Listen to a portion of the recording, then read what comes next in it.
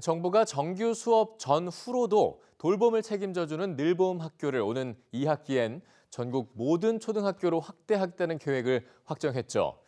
저출생 국면에서 국가가 책임지고 돌봄 공백을 줄이겠다는 건데 교원 단체와 공무원들의 반발은 여전히 넘어야 할 과제입니다. 진태희 기자가 취재했습니다. 정부가 사교육 열풍을 잡겠다며 2006년부터 시작한 방과후 학교. 하지만 당시 학교 한 곳당 추가로 늘어난 업무량은 한 달에 122시간에 달했던 것으로 조사됐습니다.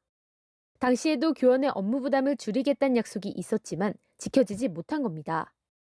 교원단체들은 늘봄 학교도 비슷한 수순을 밟을까 우려하고 있습니다. 실제로 지난해 시범 운영 중 강사를 구하지 못해 교사가 프로그램을 대신 맡은 사례도 있었습니다. 강사가 실제 못 가는 경우들이 많이 발생하죠. 특히 이제 에듀케어 같은 경우는 아침 일찍 뭐 이렇게 시행하는 경우에는 거의 그 뭐 강사 구하기가 힘들어지고 그러면 이미 시행을 하는 거니까 교사가 투입될 수밖에 없는. 특히 교원단체들이 공통적으로 우려하는 건 교감이 돌봄 지원 실장을 맡으면서 결국 교원들까지 업무를 떠안게 됐다는 겁니다.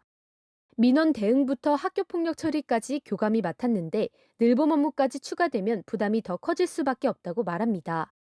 무엇보다 안전사고나 학교폭력이 발생하면 책임 소재가 분명치 않아 결국 교원에게 책임이 전가될 거라고 우려합니다.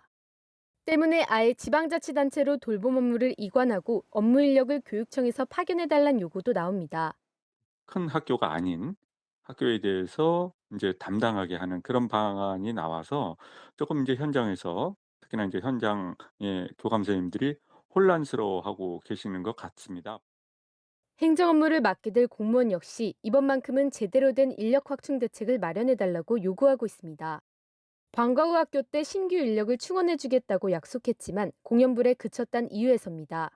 대부분 또 비정규 인력을 충원할 것이고 정규 인력 충원은 생색내기에 그칠 것이고 그러면 온전히 또 학교에 근무하는 사람들에게 업무가 그대로 전가될 것이다. 늘봄 학교의 실무 업무를 담당할 학교 비정규직도 반발하고 있습니다. 단기 계약직 퇴직 교원 등 전문성이 부족한 불안정 인력만 대거 양산하고 돌봄 전담사나 방과후 강사 같은 학교 비정규직의 처우 개선 속도는 더디단 겁니다. 교육부는 교원이 수업에만 전념하도록 인력과 예산을 충분히 지원하고 모든 학교에 실무 인력을 1명 이상 배치해 공무원의 업무를 지금보다 늘리지 않겠다고 밝혔습니다. EBS 뉴스 진태입니다.